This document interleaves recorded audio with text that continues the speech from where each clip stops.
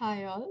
So in the previous video, we talked about the different sections that should be included in the discussion part of a research paper. So in this video, I'm going to show you an example of a published article wherein the discussion section is included in the research paper, and we will go by each section comparing how it should be written. So just to refresh your memory, let's go back to the PowerPoint, and in the PowerPoint I had said that the discussion should start by reiterating the research problem, talking about the major findings, followed by writing the meaning and importance of these findings. So let's see this discussion, but even before we do that, let's see what is this paper about. So this paper is on the association of health insurance and continuous primary care in the medical home on vaccination coverage for 19 to 35-month-old children. So this is basically health insurance and vaccination coverage. So let's scroll down to the discussion part, and over here in the discussion part, the discussion section starts by our study, which is using a nationally representative sample, found that majority of children had continuous primary care in the medical home were always insured during the 12 months before the survey interview and had private insurance. So if you look at this very first sentence, over here, the authors are talking about the major finding of the study, and also in a way reiterating the research question, because this is their main research where they're looking at continuous primary care and whether there was insurance or not for these infants or these children, right? And what they found is that these children had private insurance. So whenever you start your discussion, you first have to state what is the major finding. So next they say, not unexpectedly, children who did not have continuous primary care, had lapses in health insurance, or did not have private insurance were significantly less likely to be UTD in bivariate analysis.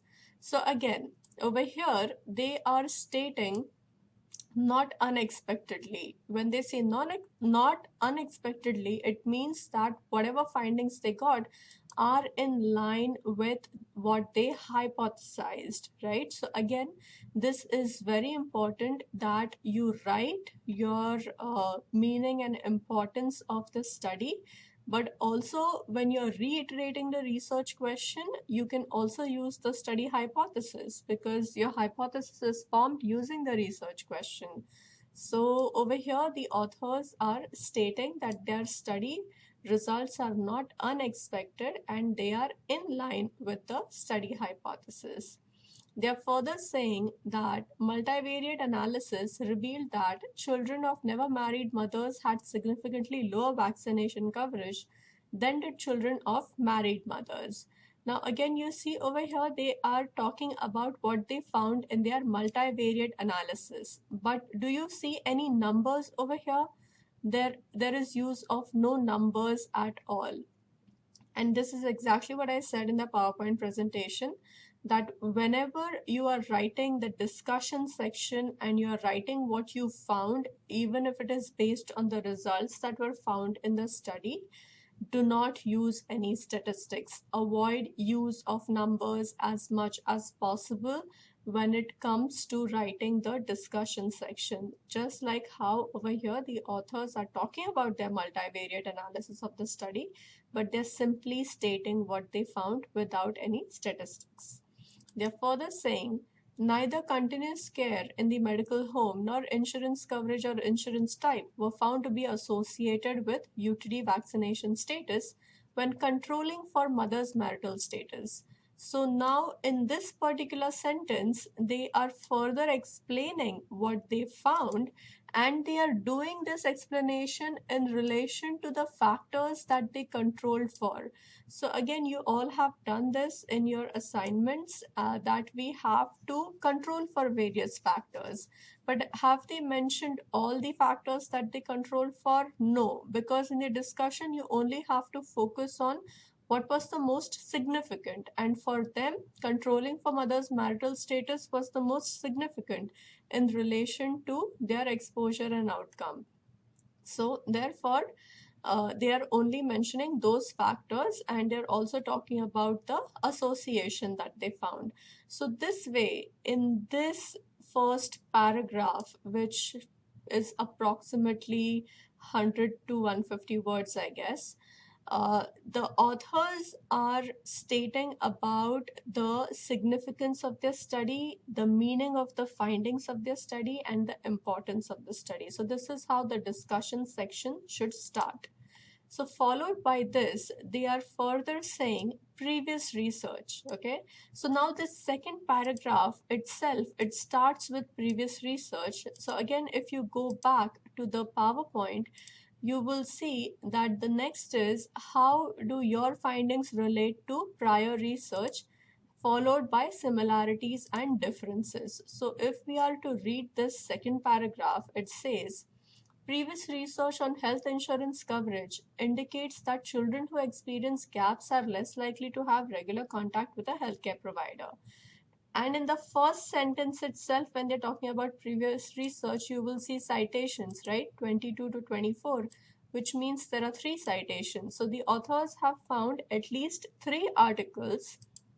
And if we are to see what is number 22 to 24, now let's look at the year in which these articles were published.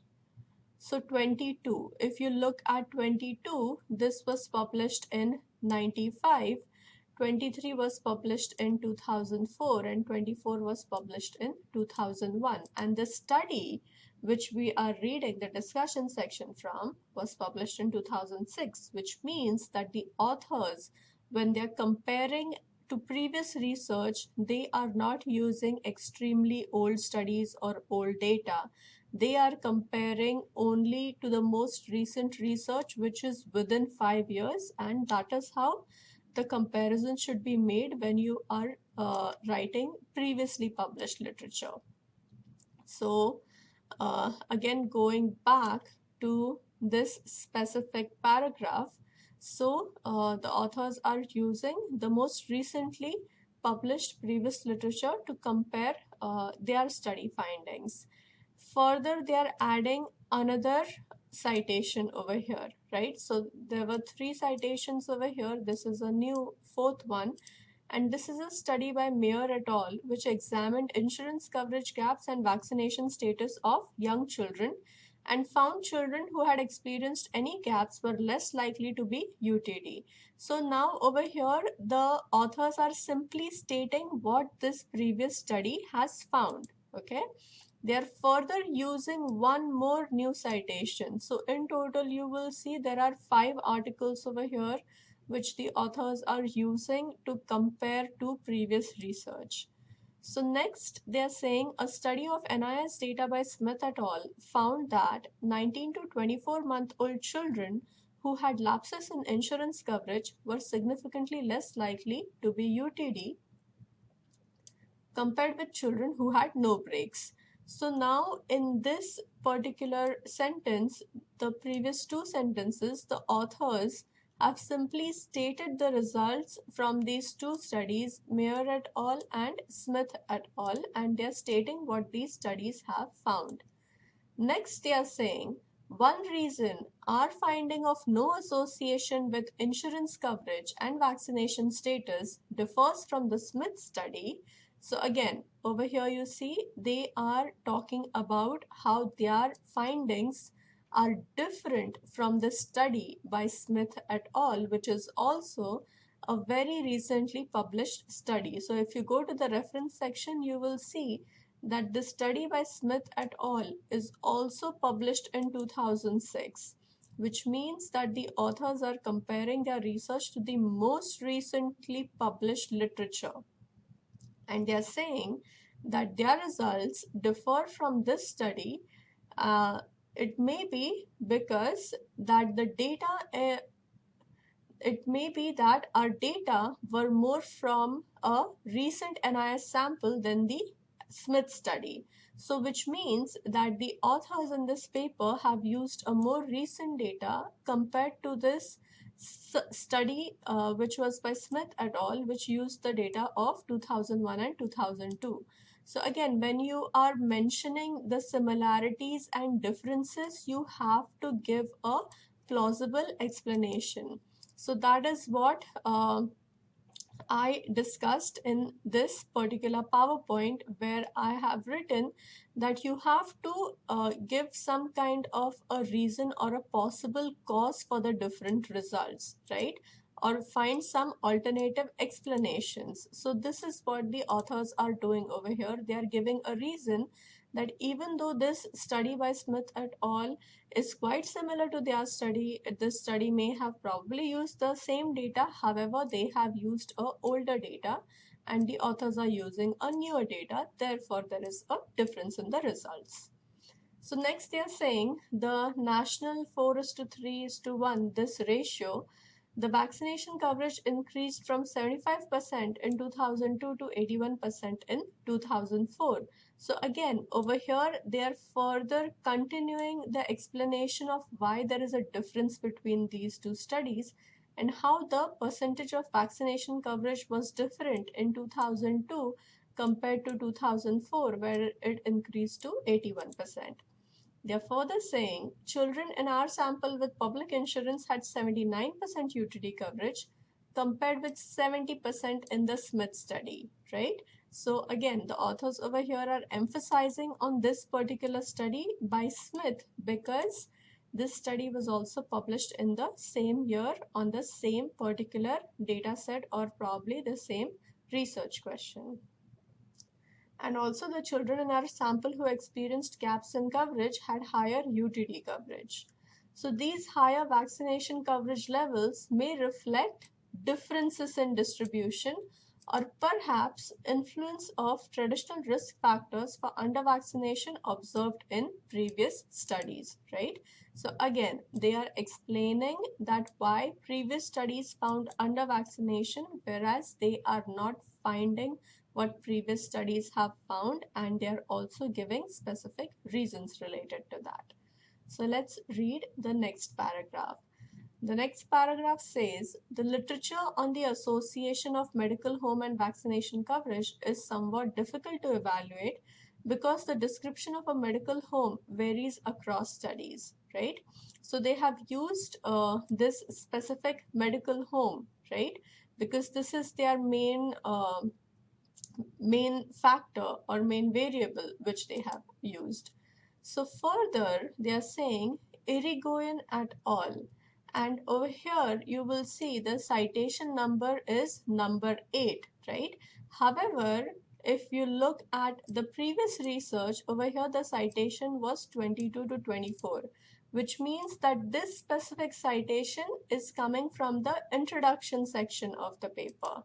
And it is okay to use a few citations from the introduction section of your paper as long as you do not overdo it, right?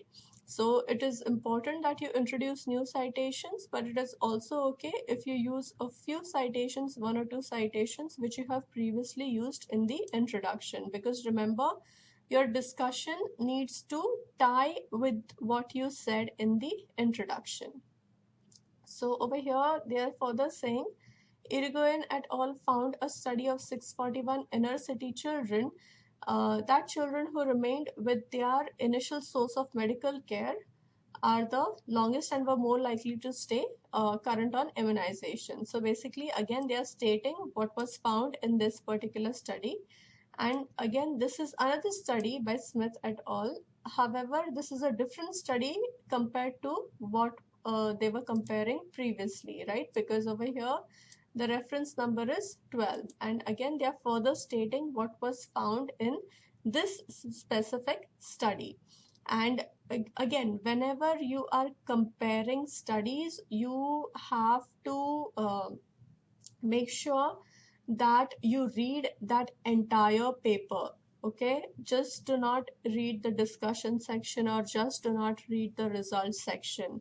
For you to completely understand what you are going to compare it with, you need to read all the 4 sections: introduction, method, results, and conclusion. Only then you will be able to compare your study with those previous studies and in a way defend your stand on how your results are either similar to those studies or why your results differ from those studies.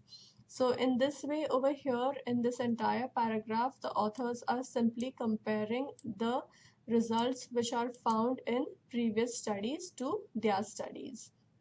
Now if you keep scrolling down, then over here, the next paragraph starts by saying, our finding of an association of lower UTD coverage for children of never married mothers was previously demonstrated. Again, the authors are kind of establishing credibility of what they have found. And I said this in the previous video that you have to establish the credibility and reliability of your research, and you can do that by comparing your finding to what was published previously. They are further saying single mothers are less likely to have adequate resources for healthcare, thus decreasing the likelihood of having a medical home and obtaining vaccination for their child, right? So I said in the PowerPoint, consider some kind of an alternative or different explanation of the results or the hypothesis that you have made. So this is in a way an alternative or a different explanation that the authors are giving in relation to what they found. They are further saying, as a result, controlling for marital status may be expected to reduce the association of continuous care in the medical home, insurance coverage, and type of UTD status. Again, they are stating everything in relation to what their study is about. So this concludes the main part of the paper.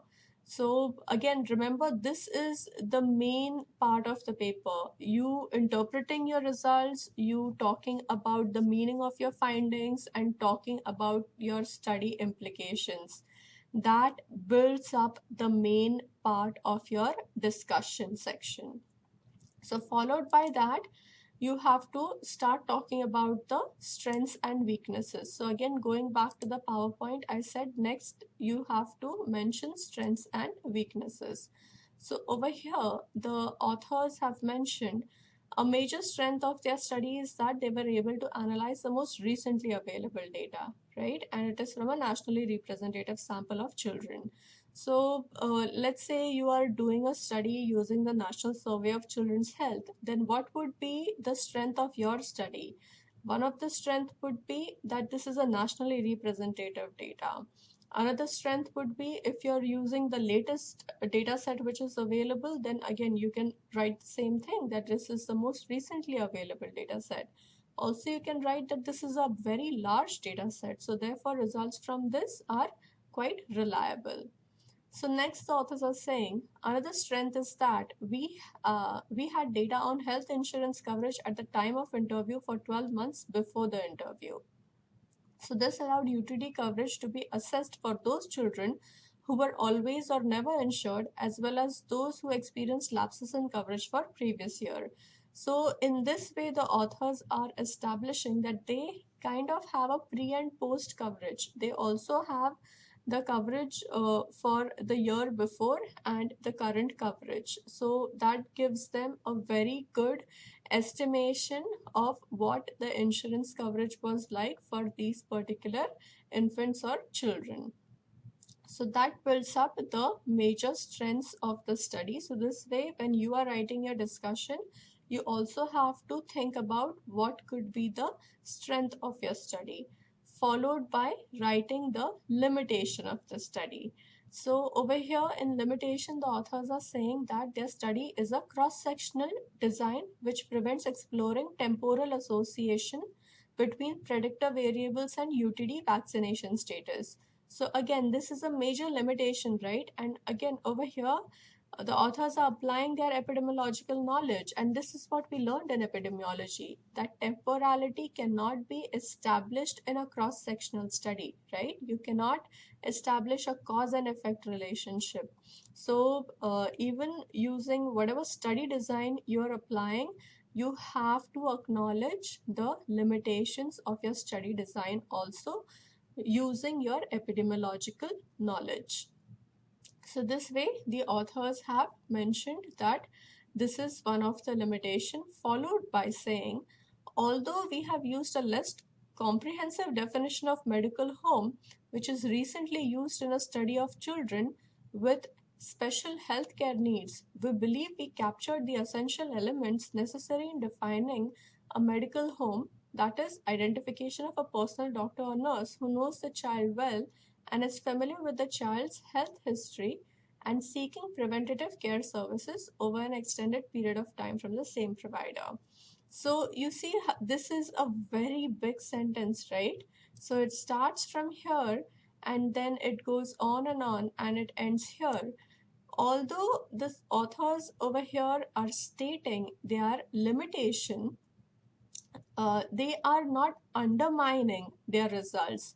So again, this is another thing that I specifically mentioned, that you should mention the limitations of your study, but do not overdo it. Do not write it in a way where it jeopardizes or challenges the credibility of your research.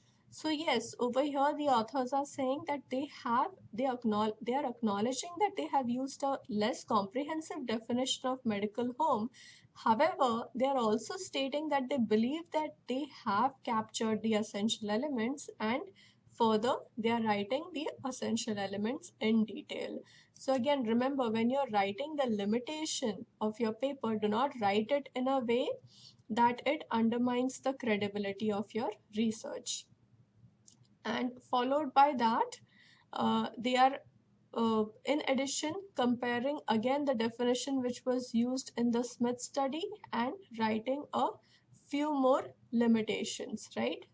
In the end over here, if you read this, they're also saying that they were limited by the type of insurance in force at the time of the interview, which may have changed previously. So everything that you can think of, it should be acknowledged, because if you do not acknowledge it, there will be somebody else who will point it out. Because when you submit your paper for publication to a specific journal, there are people sitting on the other side who are going to review your work. And if you miss out writing some limitation or some part of your study, they will send your paper back to you and they will ask you to make revisions based on whatever additional information they want you to write. So therefore, it's always better that we acknowledge all the limitations that we can think of which are related to our specific research. So this way you have to write the strengths and limitations of your study. And after that, the next part is writing future recommendations and conclusion, right? So that was the next part. You write about future recommendations and conclusion. So this is the conclusion part, wherein the authors are saying that previous research and our bivariate findings of the association of continuous care in the medical home insurance coverage and type of UTD coverage, we believe that optimal healthcare settings for a child is the medical home where all needed preventative care is provided. So they're concluding by making this very important sentence, which is in relation to their findings, right? So this way they are making conclusions. However, you will see if you read this entire conclusion paragraph, there is nothing really which is related to future research suggestions, right? And why is it so? So it is not necessary that every study has some suggestion to give to other authors. But if there is no future research suggestion, then there is a public health message.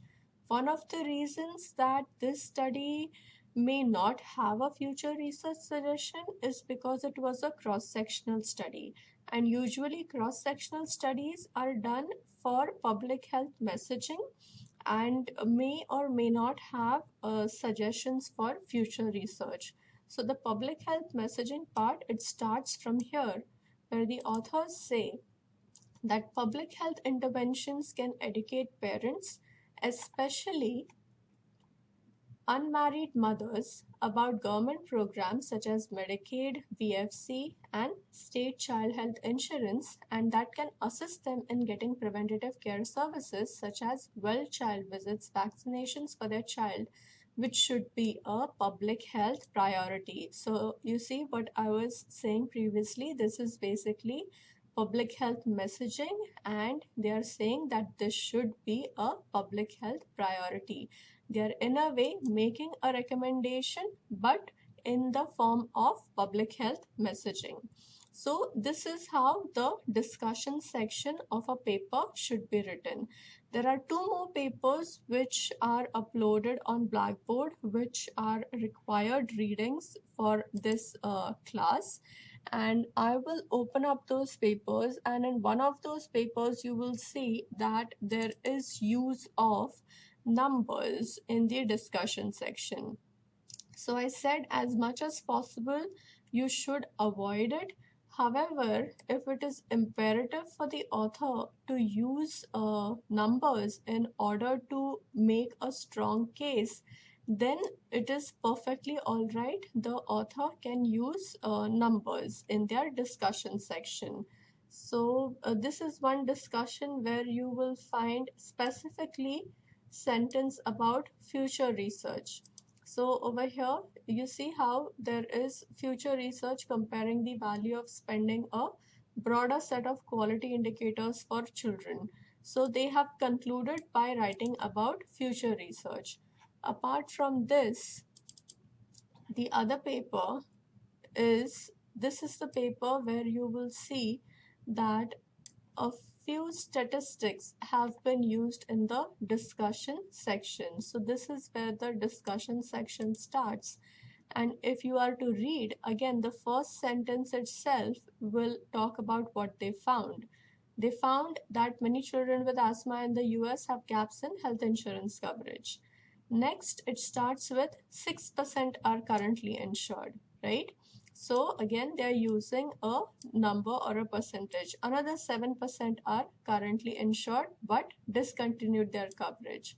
So over here, it's extremely important that the authors use numbers in order for them to tell the impact of health insurance gaps on access to care. So therefore, whenever it is extremely important or imperative for the authors to use numbers, then it's fine to use numbers. But you will see in this entire discussion section that you will not find any statistics, no p-values, no odds ratios. You will not find that whenever you are doing a discussion section. Okay, so again over here you will see that, for example, the odds of having an unmet medication need were, they are again, they are talking about odds, but they are only stating numbers. There is no odds ratio, or 95% confidence interval. No, that should not be included whenever you're writing your discussion section. And also you will see that there are no p-values or any more use of statistics in the discussion. So this is how a discussion section of a article of a research paper should be written. So I have uploaded all three articles which I showed you here. So please go ahead and read the discussion section of these articles so that you have a very good understanding of how a discussion should be written. And in addition to that, there is a mandatory reading for this class. And this is a paper by an author called Sandeep, which talks about how to write a discussion section. So there were some of you who had questioned that why is there not a textbook for this class. So we as faculty have done some amount of research, and we found that there is no specific textbook which is written on um, how to write a research paper in public health or how to write an epidemiological research paper. So therefore, this class has been a combination of different materials, articles, and videos. So similarly, this particular article is extremely important, and it's a very nice article which is helpful, and it will give you very good information on the how to write the structure, right? There is a specific structure, there is a specific flow to the discussion, as we talked about in the PowerPoints. So you can read this article. It also talks about common pitfalls, what we should avoid when we are writing. For example, providing results in great detail and what is the corrective action for that. Not listing study limitations is not a good idea. Again, I cannot emphasize enough how important it is to write study limitations. If you want, you can skip writing the strengths of the study, especially if there is some kind of a word limitation from the journal. But you should not skip study limitations, because there is no study which is flawless, and there is no study which is all encompassing, which can include all the factors. So every study has at least a few limitations which should be acknowledged. And also, in addition, you will see there is one more table wherein there is a comparison between the introduction and discussion section. And again, this is very helpful because we are doing literature review for both introduction as well as discussion. However, both are written quite differently. So this will show you how to differentiate between the two sections. So please make sure that you read this paper, and there is another optional paper which is also posted. You can read it if you would like to. In the next module, I will do a few videos. One video will be on how to make a poster. I know you all have already made posters in your previous classes. However, there are just some specifications that I wanted to mention, which I will post in the next module.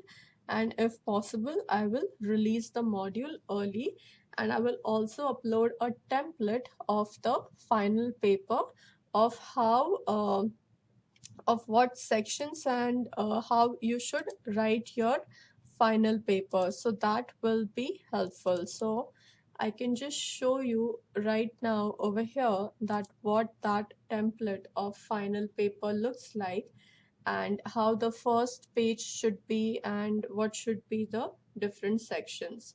So if you look over here, this is where you have to enter your title, enter your group number, enter the last name and first name of all your group members, and then write the date of submission. And use the same spacing if possible, because this is how it should be done when you are doing a scientific paper. Then followed by that, I have just written over here introduction, and then these are simply just two blank pages, which means 2 pages of introduction. Then this is methods, and you know what are the subsections of methods, so I'm not going to include those. Followed by results, and then next there is a discussion. And lastly, over here you will see that I have put a table 1, which is a descriptive table. So again, remember that when we are submitting our paper to a journal, the tables are always put after the discussion section. It is only when the editing and all the other things are done at the end of the journal, that is when the tables are placed within the text. But as authors, when we submit our paper, the tables should be after the discussion section but before the bibliography or references.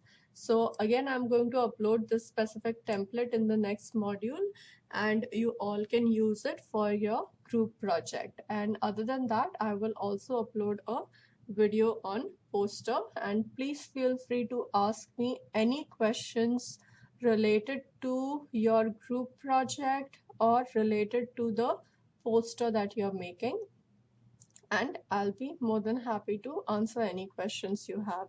So that was it for this specific class. And yeah, as usual, let me know if there are any questions. Thank you.